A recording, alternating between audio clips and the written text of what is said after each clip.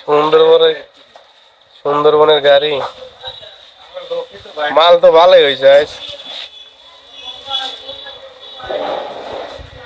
Bank, এটা হলো ইসলামী bank, এটা হলো চায়ের মাথা মোড়। একটু সামনে আগের দিকে আসলে সুন্দরবন অফিস, সাতিয়া শাখা।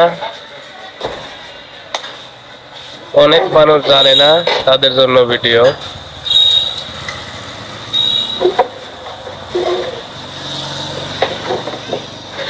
একটা ওয়াশিং মেশিন, একটা ফ্রিজ আর কিছু মালামাল।